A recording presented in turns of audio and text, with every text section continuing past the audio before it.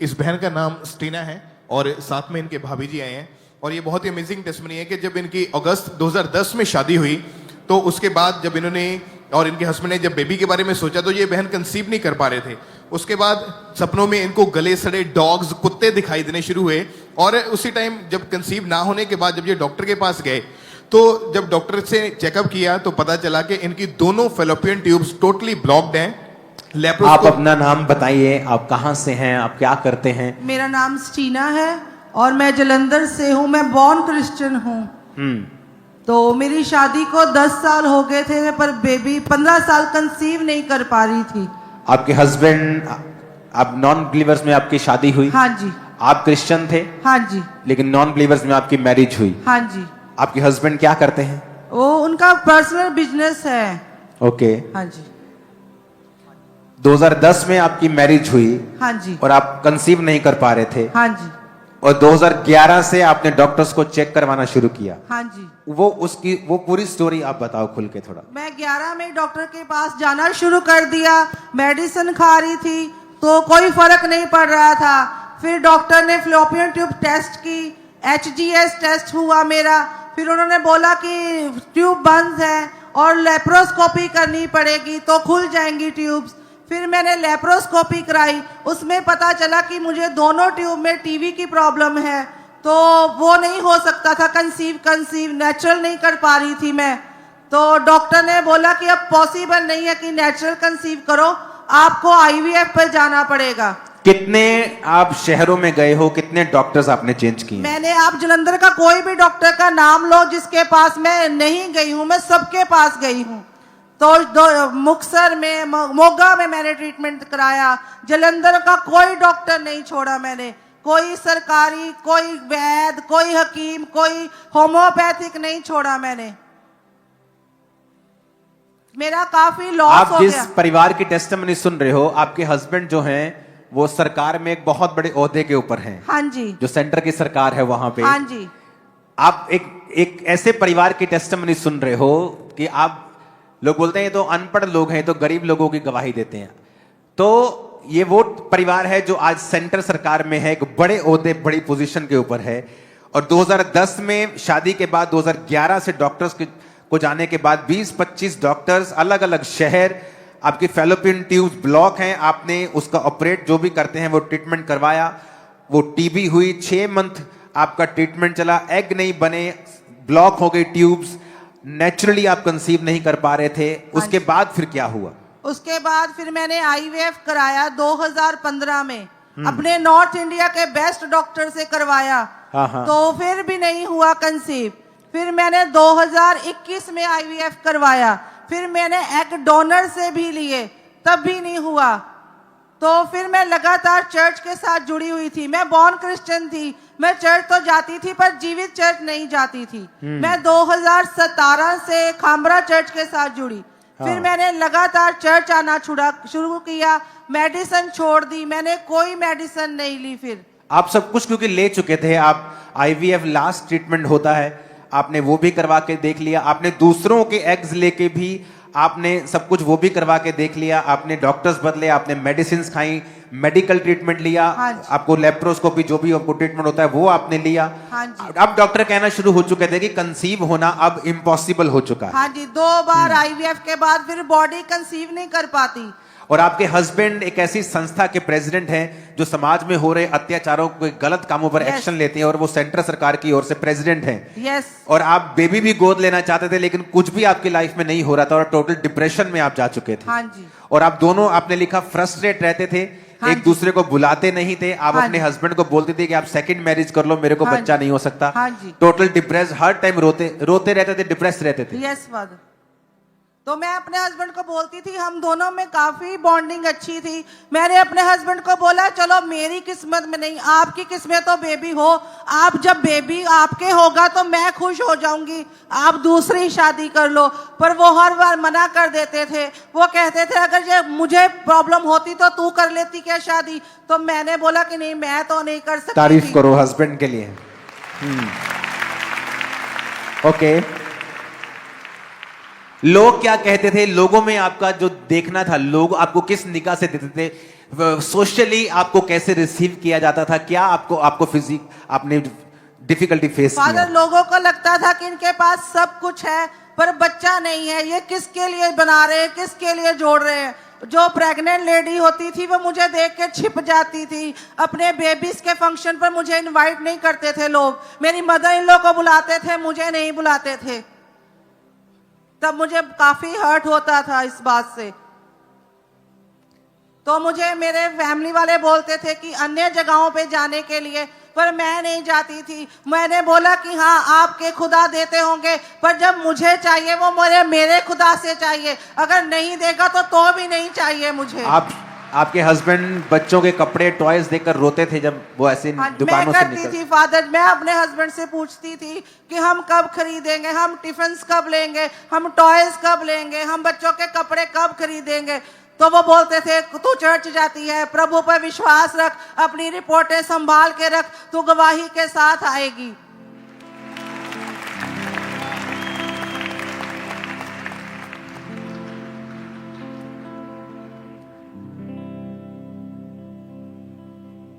आपने लिखा अपने टेस्टिमनी सुने कि जिनके पास यूट्रस भी नहीं थे प्रभु ने उनको भी दिए बेबी, तो मुझे भी वो देगा। यस, मेरे पास तो यूट्रस था फादर, जिनके पास नहीं था उनको भी इस चर्च में बच्चे हुए हैं, तो मेरा तो सब कुछ ठीक था, मुझे क्यों नहीं मिलेगा। और उसके बाद अपोस्टल जी इन्होंने लगातार को बड़ा दिमाग लगाने की भी जरूरत नहीं इस गवाही को सुनने के लिए। फैलोपियन ट्यूब से शुरुआत होती है, दोनों ब्लॉकेज। वो जो लेप्रोस्कोपी क्या होता है, एक तरह का ऑपरेशन करवाया हाँ जी, ऑपरेशन के साथ ऑपरेशन हुआ, उसके बाद टीबी हो गई, वो हिस्सा चलो अभी कहते हैं अब इम्पॉसिबल है आपका नेचुरली कंसीव करना, इम्पॉसिबल। वो चीज ही अंदर से सूख गई है, वो चीज ही खत्म हो गई, एग नहीं बन रहे हैं। अब IVF कर लो, कुछ ऐसा कर लेते हैं। दूसरे के एग लेके 2 बार IVF, 15 में फेल हुआ, 21 में फेल हुआ। अब ये नहीं कि ट्रीटमेंट हमने मना किया, कभी मैंने IVF मना नहीं किया। अगर परमेश्वर ने एक टेक्नोलॉजी बनाई तो यूज करो, लेकिन कई बार परमेश्वर आपको ऐसे नहीं होने देगा, वो साबित करेगा कि वो जो चीज हुई है वो मैंने की है। अब ये आप उस टेस्टिमनी को सुन रहे हो जहां बेबीज दवाइयां हो चुकी थी, ट्रीटमेंट हो चुके थे, 20 से 25 डॉक्टर, बेस्ट डॉक्टर्स, उसके बाद ऑपरेशन, उसके बाद मेडिकल ट्रीटमेंट, दवाइयां, उसके बाद IVF, उसके बाद 1 बार, फिर 2 बार, दूसरों से एग लेके भी IVF, कुछ भी काम नहीं किया। 24 नवंबर 2024 को स्पेशल प्रेयर हुई थी कि जिनके बेबीज नहीं हैं उनके लिए स्पेशल प्रार्थना हुई। इन्होंने उस प्रार्थना को रिसीव किया।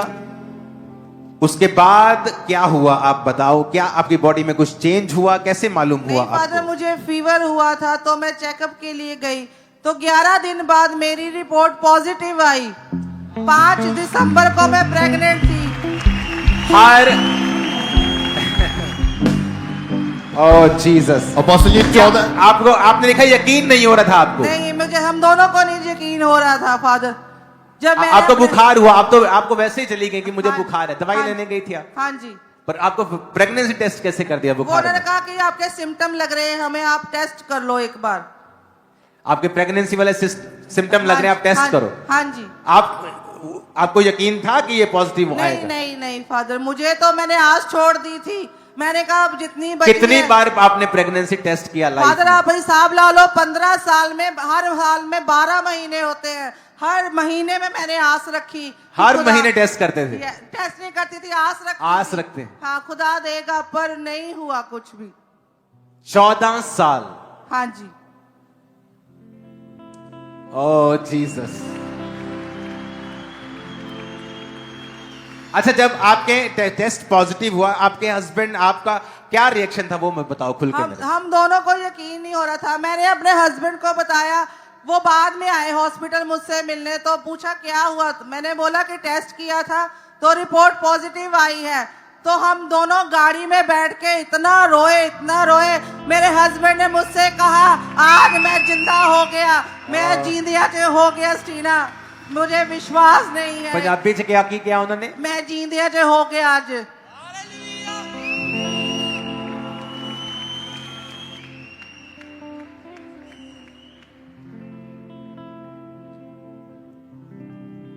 उसके बाद आपकी प्रेगनेंसी चली, हाँ जी 7th मंथ स्टार्ट होने में क्या हुआ, आपने लिखा है कुछ? फादर, मुझे पेन स्टार्ट हो गई। 6 मंथ कंप्लीट हुए थे, 7th मंथ के 2 दिन ऊपर हुए थे बस, मुझे पेन स्टार्ट हुई। मैं डॉक्टर के पास गई चेकअप करवाने, तो उन्होंने बोला कि आपके यूट्रस का मुंह खुल चुका है और बेबी की बैक बाहर आ रही है, तो हमें आपको रखना पड़ेगा हॉस्पिटल में। हम रात इंतजार करेंगे कि बेबी अपने आप घूम के ऊपर चला जाए, तो हम वेट कर लेते हैं।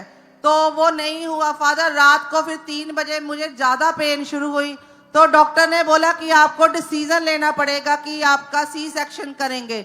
तो मैंने उनसे पूछा कि कितने चांस है बच्चे के बचने के। उन्होंने कहा बच्चा तो अभी कच्चा है, हम कुछ नहीं बोल सकते, 50-50% चांसेस है बच्चा बचे या ना बचे। तो फिर हमें ऑपरेशन करवाना ही पड़ा क्योंकि पेन काफ़ी थी। फिर बच्चा हुआ तो उसका वेट काफी कम था। कितना वेट था उसका? 700 ग्राम। आप सोचते हैं ना, अंदर जो हालत होती है उस औरत की जो इतने ट्रीटमेंट ले चुकी है, अब उसके अंदर नेचुरली पॉसिबल नहीं है बेबी जाना, लेकिन परमेश्वर की आत्मा ने उसे डाल दिया है और शैतान अभी भी उसे फाइट कर रहा है। ये टेस्टिमनी कितनी बार हम सुन चुके हैं अलग अलग सिस्टर्स के। हाथ खड़ा करो जिनको मालूम है ये बात कि परमेश्वर ने जो दिया, शैतान अभी भी फाइट कर रहा है कि तेरे को दे तो दिया परमेश्वर ने, लेकिन मैं तुझे छोड़ूंगा नहीं। 700 ग्राम्स एक चिकन का भार होता है इतना, एक डॉगी के बच्चे का भार होता है, उससे भी कम होता है, ज्यादा होता होगा। उसको देख, अब वो देखो स्क्रीन पे आ गया वो।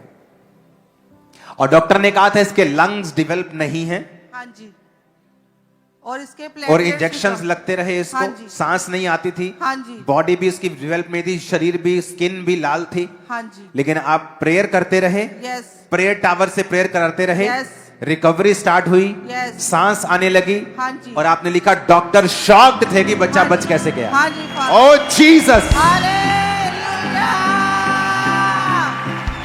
जब हॉस्पिटल से छुट्टी मिली, आप बच्चे को सीधा चर्च में लेके आए, Yes, Father. और शादी के 15 साल बाद परमेश्वर ने आपको गर्ल के साथ ब्लेस किया है। हाँ जी, और जितनी आपकी फाइनेंशियल, आपके 20 लाख रुपए लगा था, हाँ जी, Father. गाड़ी बिक गई थी, हाँ जी, घर सब हो गया था, हाँ जी, अब आपका फाइनेंस रिस्टोर हुआ है। हाँ जी, क्या Father. क्या है आपके पास? हमारे पास 3 गाड़ियों के साथ परमेश्वर ने ब्लेस किया, 2 घरों के साथ ब्लेस किया, अब नया घर और लेने जा रहे हैं फादर। ओ जीसस।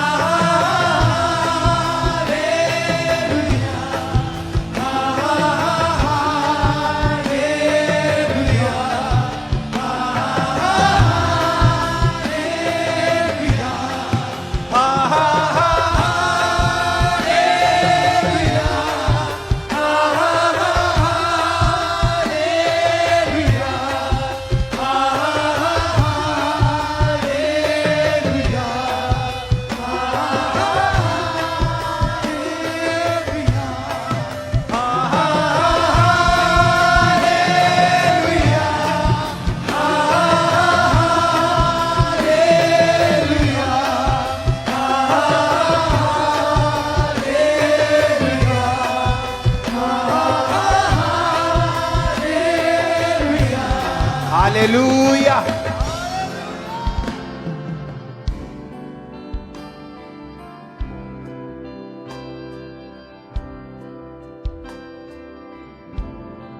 ये टेस्टिमनी एक प्रूफ है कि हमारा परमेश्वर जीवित परमेश्वर है।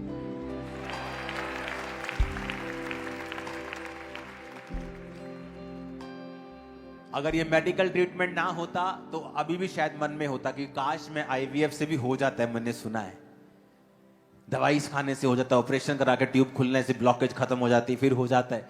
सब कुछ जब एक इंसान करके देखता है और जब उसे फिर परमेश्वर देता है, और वो बात मुझे टच की कि हस्बैंड गाड़ी में रोता है और कहता है आज मैं जीवित हो गया हूं, जिंदा हो गया आज।